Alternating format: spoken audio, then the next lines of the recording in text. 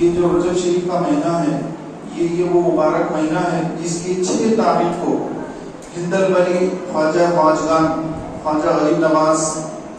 سید معین الدین حسن سنجیری ثم اجمیری رحمۃ اللہ تعالی علیہ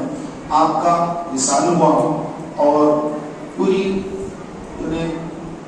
بر صغیر ہند و پاک سے اور دوسرے ممالک سے لوگ ان کے پاس جاتے ہیں، ان کی مزار پر حاضری دیتے ہیں،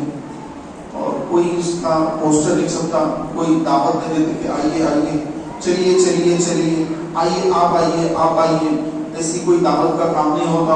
کوئی پوسٹر بازی نہیں ہوتی، کوئی اعلانات نہیں ہوتی کہ بھائی آئیے فلاں جگہ پر، اتنی تشہیر کر کے سوشل میڈیا پر پرنٹ میڈیا پر جیسے کوئی جلسہ ہو اجتماع ہو تو اس کی تشہیر پر لاکھوں روپے خرچ کر دی جاتی، صرف تشہیر پر۔ لیکن یہ خواجہ کا آستانہ ہے، خواجہ کا دربار ہے کہ کسی کو بلانے کی ضرورت ہی نہیں ہے، لاکھوں کا مجمع الحمدللہ خواجہ کے آستانے پر خواجہ کی بارگاہ میں حاضر ہوتا ہے، اور مسلمان وہاں جاتے ہیں اور برکتیں حاصل کرتے ہیں، کیونکہ جہاں پر اللہ کے ولی کا مسکن ہوتا ہے، ان کے رہنے کا مقام ہوتا ہے، ان کی بارگاہ ہوتی ہے، ان کا مزار ہوتا ہے، وہاں پر اللہ کی رحمتیں نازل ہوتی ہے۔ تو جو بندہ وہاں جا کر اللہ کے حضور ان کے وسیلے سے دعا مانگتا ہے تو سبحان اللہ جو رحمتیں وہاں پر نازل ہوتی ہے، تو اس دعا کرنے والے پر بھی رحمت کے چند چھٹے پڑ جاتے ہیں، اور اس کی دعاؤں کو بھی اللہ رب العزت قبول فرما لیتا ہے۔ امام شافعی رحمۃ اللہ علیہ فرماتے ہیں جب مجھے کوئی حاجت ہوتی تو میں امام اعظم ابو حنیفہ نعمان بن ثابت رضی اللہ تعالیٰ کے روضے پر، ان کی مزار پر جاتا ہوں، 2 رکعت نفل پڑھتا ہوں اور اللہ سے دعا مانگتا ہوں تو اللہ تعالیٰ میری حاجت کو پوری فرما دیتا ہے۔ محترم بھائیوں، اللہ تبارک و تعالیٰ کے یہ نیک بندے جتنے ہمارے اولیاء اللہ ہیں، بزرگان دین ہیں، انہوں نے اتنا اسلام کا کام کیا ہے، تبلیغ دین کیا ہے، ان کو اپنی نمازیں کافی تھی، ان کا زہد و تقویٰ، ان کی پرہیزگاری ان کی نجات کے لیے کافی، لیکن انہوں نے رسول اللہ صلی اللہ علیہ وسلم کی محبت میں، اللہ اور اس کے رسول کی محبت میں انہوں نے اسلام کو پھیلانے کے لیے اپنے علاقوں کو چھوڑ دیا، اپنے گھروں کو چھوڑ دیا، اپنے والدین سے اجازت لے کر اور راہ خدا میں نکل گئے، اور اتنے لوگوں کو اللہ اس کے رسول کے قریب کر دیا جن کی تعداد اللہ اور اللہ کے بتائے سے اللہ کے رسول جانے، ہم نہیں جانتے کہ انہوں نے کتنے لاکھوں لوگوں کو دائرہ اسلام میں داخل کر دیا، کفر کی ضلالت سے نکال کر اسلام کی رشد و ہدایت اور نور کی طرف کتنے لاکھوں کو لے آئے، وہ اللہ اس کے رسول کو معلوم۔ محترم پیارے بھائیوں، ہمارے آقا صلی اللہ علیہ وآلہ وسلم نے، رسول پاک علیہ السلام نے ارشاد فرمایا کہ اگر کوئی کسی کو ہدایت کی طرف بلائے تو یہ اس کے لیے سرخ اونٹوں سے بہتر ہے۔ سرخ اونٹ اس زمانے میں سرخ اونٹوں کی بڑی ویلو تھی، اور اس کو بڑا مانا جاتا تھا، قیمتی مانا جاتا تھا کہ ہماری وجہ سے اگر کوئی ایک بندہ بھی راہ ہدایت پر آ جائے کہ ہمارے لیے سرخ اونٹوں سے بہتر ہے۔ تو خواجہ خواجگان خواجہ غریب نواز ہندل ولی خواجہ معین الدین چشتی ثم اجمیری رحمۃ اللہ تعالی علیہ 90 لاکھ لوگوں کو اسلام میں آپ نے داخل کرایا، لوگوں کو کلمہ پڑھایا، مسلمان بنایا، اور الحمدللہ ان کے جو خاص شاگردین میں شامل ہو گئے، ان کی مریدی میں داخل ہو گئے، سبحان اللہ، تو وہ سبحان اللہ بختیار کاکی بن گئے، تو کوئی نظام الدین اولیاء بن گئے، تو کوئی فرید الدین گنج شکر بن گئے، جو ان کی خدمت خاص میں رہے اور ان سے تلمس کیا، ان سے علم دین سیکھا، روحانی فیض حاصل کیا، تو اللہ رب العزت نے ان کو بھی بڑے مقامات سے سرفراز فرمایا۔ محترم بھائیوں، یہ جو مہینہ ہے، یہ رجب شریف کا مہینہ، اس مہینے کے بارے میں نبی اکرم صلی اللہ علیہ وآلہ وسلم نے ارشاد فرمایا، رجب یہ اللہ کا مہینہ ہے، شعبان یہ میرا مہینہ ہے، اور رمضان یہ میری امت کا مہینہ ہے۔ تو یہ مہینہ، اس کے بارے میں آپ علیہ السلام نے یہ بھی فرمایا کہ جو اس ماہ میں 3 دن روزہ رکھے، 3 دن روزہ رکھے، رجب کے مہینے میں 3 دن روزہ رکھے، اللہ رب العزت اس کو 900 سال کی عبادت کا ثواب عطا فرماتا ہے. اور یہ بھی فرمایا گیا کہ رجب کے مہینے میں ایک نیکی کرنا عام مہینوں میں نیکی کرنے سے دگنی ہے، یعنی دگنا ثواب ملے گا. ایک سبحان اللہ کہیں گے 2 مرتبہ سبحان اللہ کہے گا ثواب ملے گا. محترم بھائیوں، رجب شریف اس کے بارے میں فرمایا کہ رجب یہ بیج بونے کا مہینہ ہے، یعنی اس کے اندر آدمی اپنے گناہوں سے توبہ کرے، اللہ کی طرف رجوع کرے اور گناہوں سے اپنے دامن کو بچائے کہ یہ اللہ کا مہینہ ہے، اور اللہ کے مہینے کی عزت کرے، تعظیم کرے، اپنے آپ پر ظلم نہ کرے، کیونکہ گناہ کرنا اپنے اوپر ظلم کرنا ہے. تو فرمایا گیا کہ یہ 4 مہینے اللہ کے پاس حرمت والے ہیں. ایک رجب، دوسرا ذیقعدہ ہے، پھر ذوالحجہ، پھر محرم الحرام. یہ تو متصل ہیں، ذیقعدہ، ذوالحجہ اور محرم الحرام، یہ تو ایک کے بعد 3 آتے ہیں.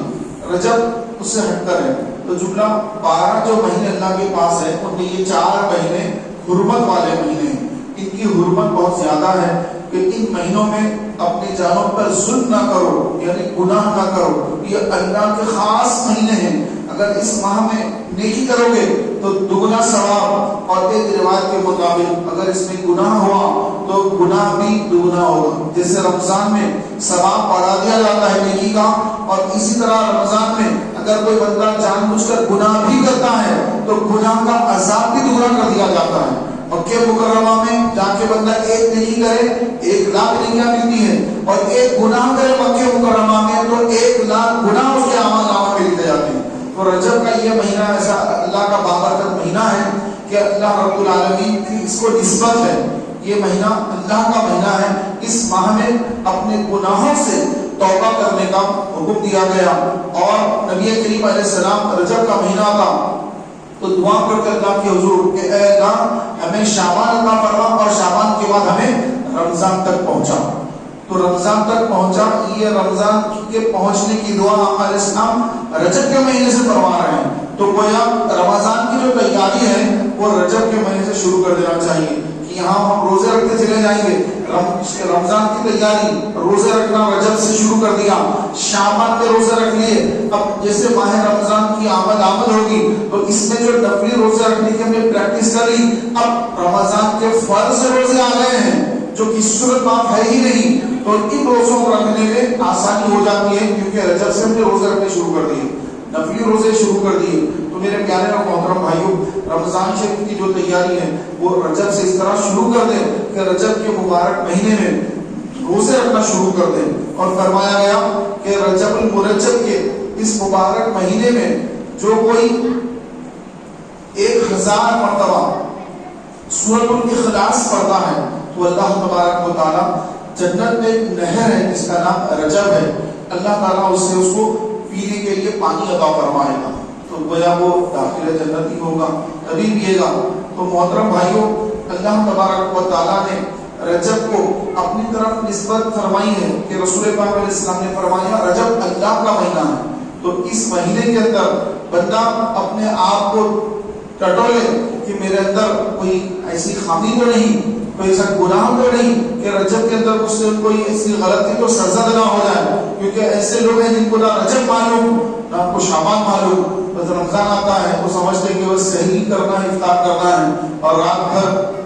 گھومتے پھرتے رہنا ہے، کھانا پینا ہے، شاپنگ کرنا ہے. تو میرے پیارے بھائیوں، یہ ہماری زندگی اس کے لیے نہیں ہے کہ رمضان آئے تو ہم کھائیں پیئیں اور بس نام کے روزے رکھیں اور کوئی تراویح وغیرہ کچھ نہیں. ایسا نہیں ہے، بلکہ رجب شریف کا جو مبارک مہینہ ہے اس مہینے سے رمضان شریف کی تیاری کا ذہن بنا لیں کہ آپ کو کپڑے وغیرہ رمضان میں سلانے ہیں. ابھی آپ رجب کے شعبان کے مہینے میں اپنے کپڑے سلا لیں. آپ کو کچھ لینا دینا ہے لوگوں کا، رمضان آنے سے پہلے رجب سے تیاری شروع کر دیں کہ رمضان میں میں نے صرف اللہ کی عبادت کرنی ہے اور دوسرے کوئی کاموں میں مشغول نہیں ہونا ہے. رجب شریف کے اس مبارک مہینے میں محترم بھائیوں، جو بندہ ماہ رمضان کی تیاری کر لیتا ہے تو اس کا رمضان بہت ہی بہترین گزرتا ہے اور وہ اللہ تبارک و تعالیٰ کے حضور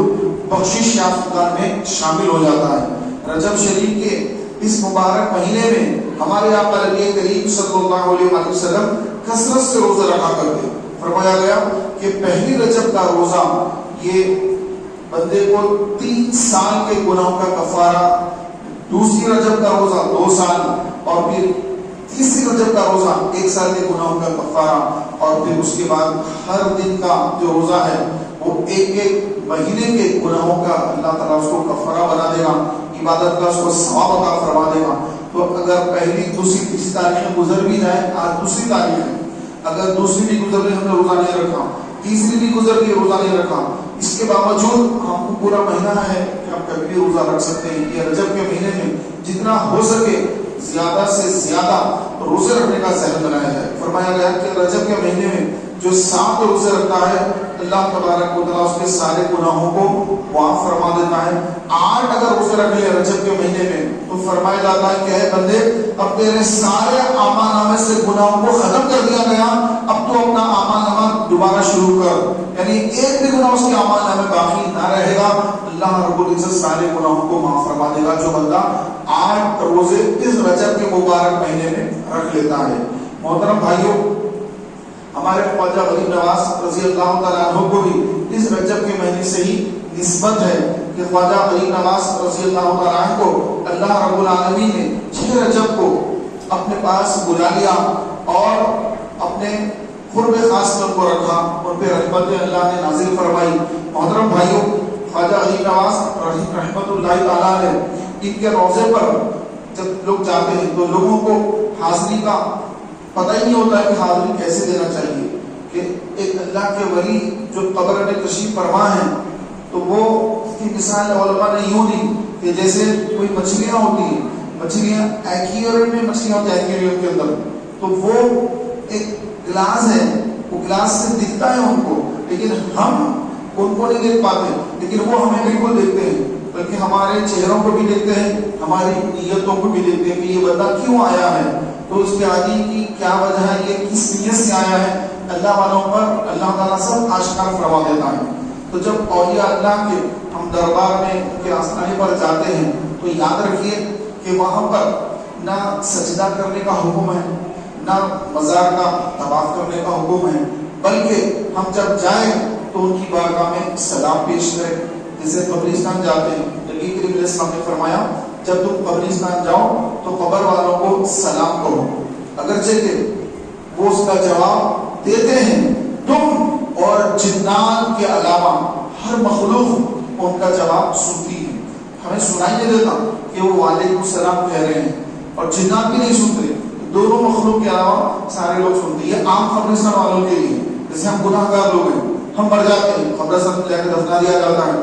تو اب عام مسلمان کی کیفیت ہے کہ اگر قبرستان جا کر کوئی سلام کہے تو وہ جواب دیتے ہیں. سوا کیا ہے؟ السلام علیکم یا اہل القبور،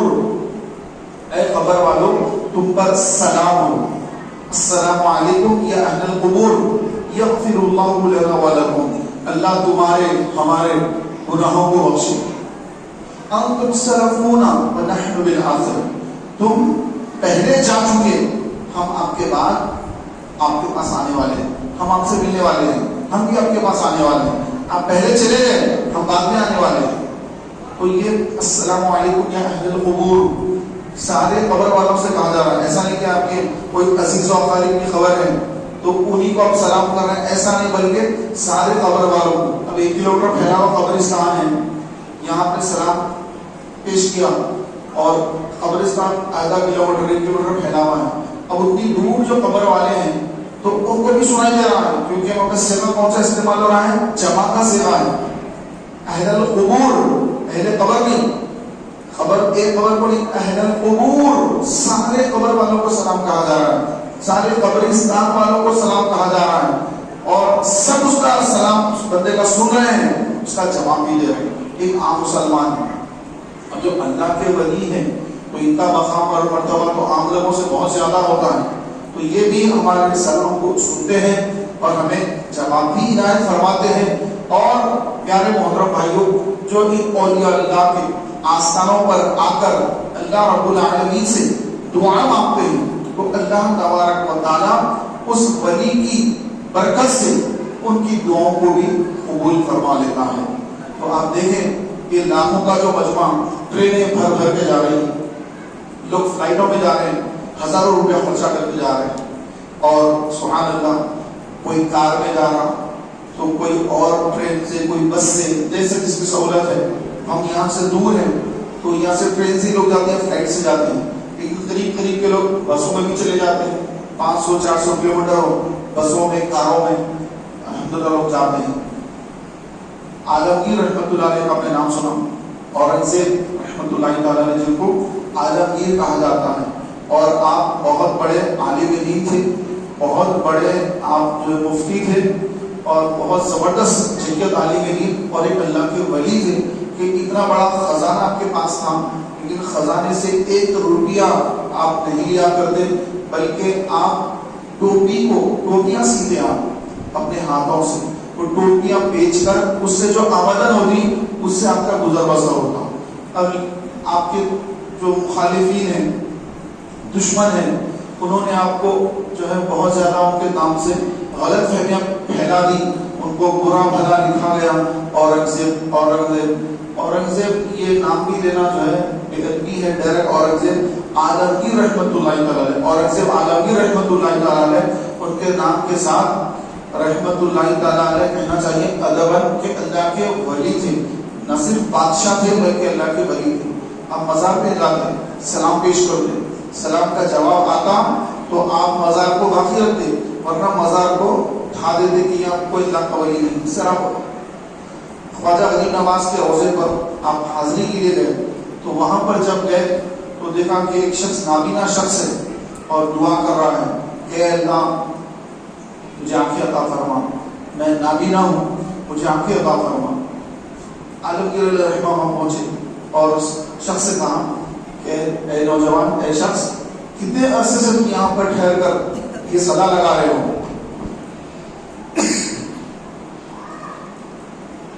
تو اس نے کہا کہ میں کئی سالوں سے یہاں پر خواجہ کی بارگاہ میں بیٹھا ہوں، نابینا ہوں، مجھے آنکھوں کی حاجت ہے کہ میں دیکھ نہیں سکتا۔ تو آپ نے فرمایا کہ میں عالمگیر اورنگزیب ہوں اور میں حاضری کے لیے آیا ہوں، میں اندر حاضری لے کر آؤں گا، آنے تک اگر تمہاری آنکھیں آ گئی تو ٹھیک ہے، اگر تمہاری آنکھیں نہیں آئی تو تمہاری گردن مار دی جائے گی۔ یہ کون کہہ رہے ہیں؟ وقت کے شہنشاہ، مغل بادشاہ اورنگزیب عالمگیر رحمۃ اللہ علیہ۔ سپاہیوں کا پہرا لگا دیا، سپاہیوں کا پہرا لگا دیا کہ اس کو جانے مت دو، اس کو یہیں ٹھہرا کے رکھو کہ یہ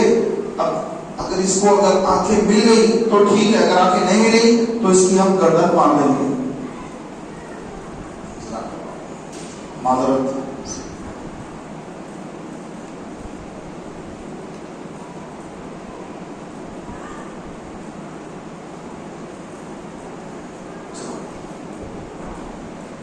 عالمگیر رحمۃ اللہ تعالیٰ علیہ وہاں پہرا لگا کر آپ اندر حاضری دینے چلے گئے اور خواجہ غریب نواز کے روضے پر حاضری دی، سلام پیش کیا، قرآن کی کتاب وغیرہ کر کے، دعا وغیرہ کر کے جب واپس آئے تو وہ جو شخص تھا، نابینا شخص جو گھبرا رہا تھا کہ اب تک تو صرف آنکھوں کا معاملہ تھا، اب تو چاند پر بنا گئی، اب تو چاند پر بنا گئی، اگر آنکھیں نہیں آئی ابھی شہنشاہ واپس آئے گا، اگر مجھے آنکھیں نہیں ملی تو پھر میری تو گردن مار دی جائے گی۔ اب گھبرا کر، رو رو کر، دل سے لو لگا کر اب اس نے خواجہ کی بارگاہ میں عرض کیا، خواجہ اب تک تو صرف آنکھوں کا معاملہ تھا، اب تو جان پر بنائی ہے، تو اے خواجہ کرم فرما دیجیے۔ تو سبحان اللہ، خواجہ کا ایسا کرم ہوا، خواجہ نے اللہ کی بارگاہ میں دعا فرمائی تو سبحان اللہ اورنگزیب رحمۃ اللہ علیہ کا واپس آنے سے پہلے اس نابینا شخص کو آنکھیں آ گئی، وہ بینا ہو گیا۔ اب عالم کی تشریف آئے،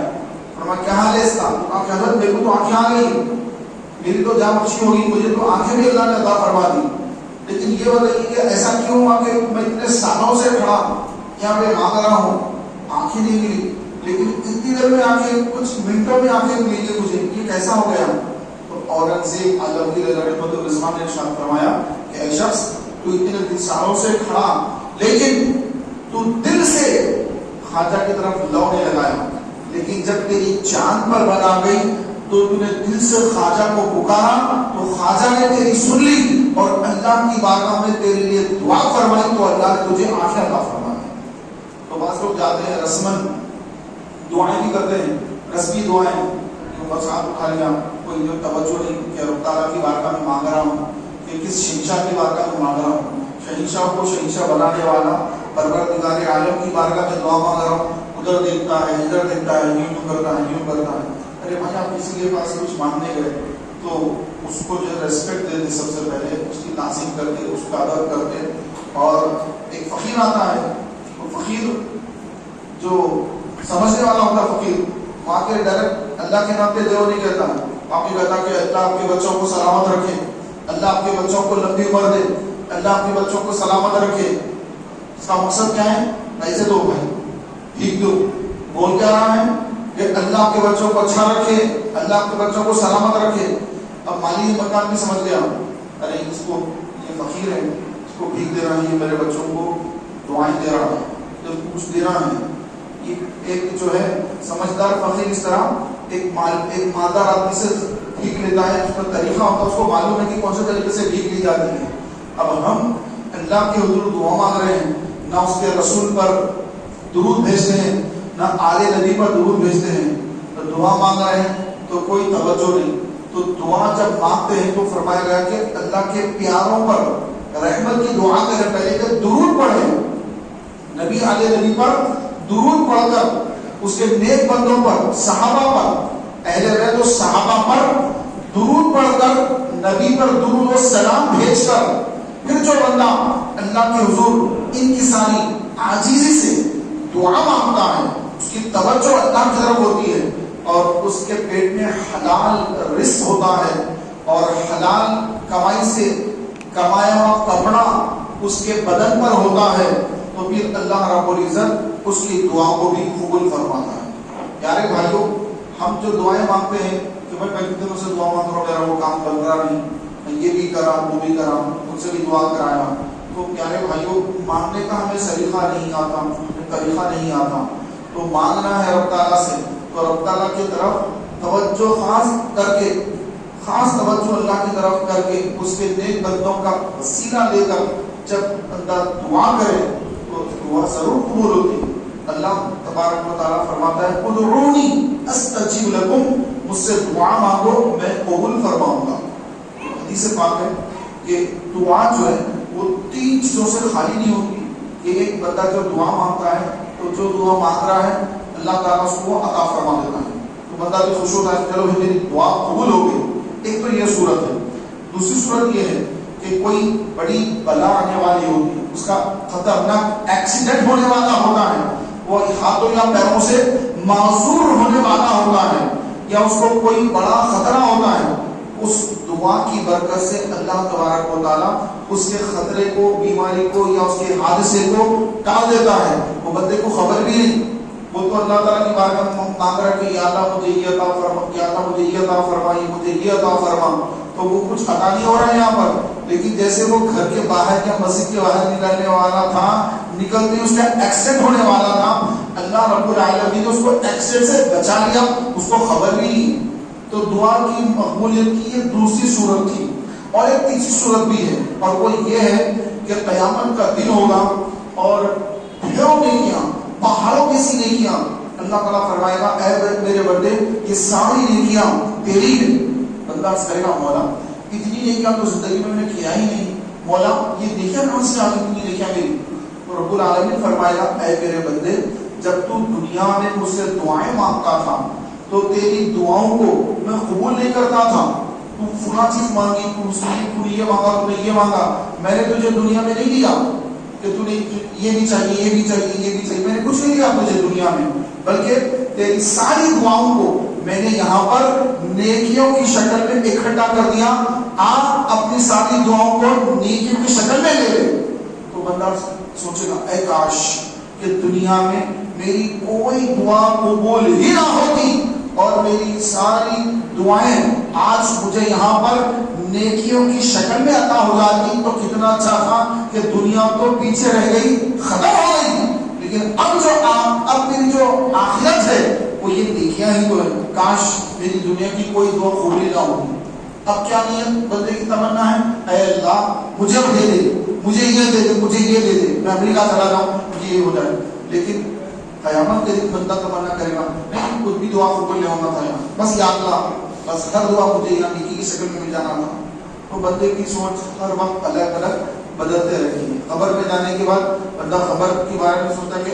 یہاں پر آ گیا، وہاں کچھ تیاری کرنا تھا. اب تیاری کا ذہن کچھ نہیں ہے، اب صرف پیسہ کمانا، مسجد میں 2 رکعت جمعہ کی نماز پڑھ کے بھاگ جانا، بس دیکھنا نہیں، بھاگ جانا نکل کے. یہ آس ہے. لیکن مرنے کے بعد اللہ دوبارہ بھیج دے، مسجد ہی میں پڑا رہوں گا، ذکر کرتا رہوں گا، نمازوں کی انتظار میں بیٹھا رہوں گا مسجد میں. ایک بار دنیا میں دوبارہ بھیج دے، اللہ بھیجے گا نہیں. ایک بار دنیا میں سے چلے گئے، یہاں سے واپسی نہیں ہوگی. اللہ تعالیٰ کی بارگاہ میں دعا ہے کہ مولا تبارک و تعالیٰ ہمیں آخرت کی تیاری کا ذہن عطا فرمائے، آخرت کی تیاری کرنے کی اللہ ہمیں توفیق عطا فرمائے، اور اللہ تبارک و تعالیٰ ہم سب کے ایمان کی حفاظت فرمائے. آمین یا رب العالمین. بجاہ النبی صلی اللہ علیہ وسلم.